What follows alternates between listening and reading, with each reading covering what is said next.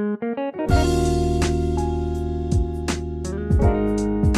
semuanya, pada kesempatan kali ini saya akan mereview presentasi Bahasa Indonesia dari kelompok 7 tentang bagian-bagian dari karya tulis ilmiah. Yang pertama ada halaman judul atau cover yang terdiri dari judul, jenis dan tujuan laporan, yang ketiga nama penyusun, yang keempat logo instansi, yang kelima nama lembaga, yang keenam kota atau tempat, yang ketujuh tahun penyusunan. Selanjutnya ada kata pengantar yang berfungsi sebagai mengantarkan pembaca untuk mengetahui permasalahan yang akan dibahas di makalah.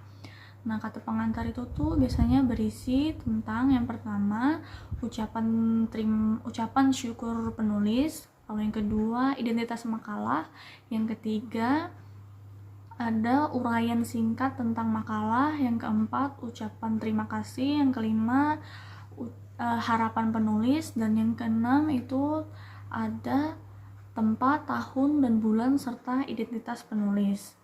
Selanjutnya ada abstrak yang terletak di bagian tengah halaman. Nah, di bawah abstrak itu terdapat nama penulis, tahun penulisan, dan judul yang ditulis secara miring.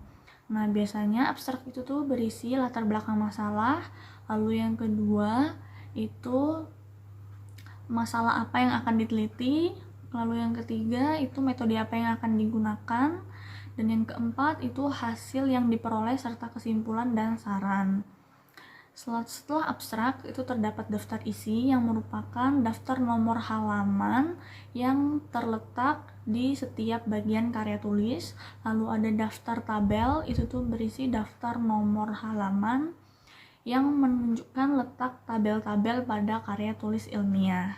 Selanjutnya ada satu pendahuluan yang terdiri dari latar belakang masalah mengenai permasalahan-permasalahan yang akan ditemukan di lapangan. Lalu yang kedua ada rumusan masalah, itu berisi permasalahan-permasalahan yang akan dibahas dan akan ditulis dalam bentuk kalimat pertanyaan.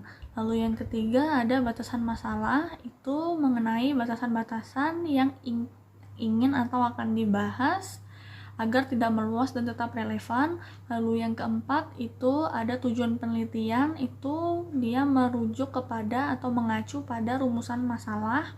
Lalu yang kelima ada hipotesis, itu merupakan pernyataan yang dianggap benar atau masih berupa pendapat dan harus masih dibuktikan. Lalu yang keenam ada manfaat penelitian, dan manfaat penelitian itu bisa bagi kalangan tertentu ataupun bagi kalangan atau masyarakat umumnya. Lalu ada bab 2 yaitu landasan teori. Ini mengenai teori-teori yang akan berhubungan dengan apa permasalahan yang akan dibahas. Lalu yang bab ketiga itu ada metode penelitian, itu merupakan cara atau sistem yang akan digunakan untuk meneliti dalam karya tulis ilmiah. Lalu bab yang keempat berisi hasil penelitian dan analisis. Nah, di sini penulis itu mulai menganalisis hasil penelitiannya sesuai dengan teori atau bertolak belakang dengan teori. Selanjutnya ada bab kelima yaitu penutup yang terdiri dari kesimpulan yang merupakan inti sari dari materi yang dibahas dalam karya tulis ilmiah. Lalu yang kedua itu ada saran itu merupakan pendapat dari penulis. Lalu yang ketiga itu ada daftar pustaka yang merupakan referensi-referensi bahan dalam menulis karya tulis ilmiah. Dan yang keempat itu ada lampiran yaitu bukti-bukti pendukung atau otentik seperti angket penelitian, daftar pertanyaan wawancara, dan hasil wawancara. Nah, sekian review saya pada kali ini. Terima kasih.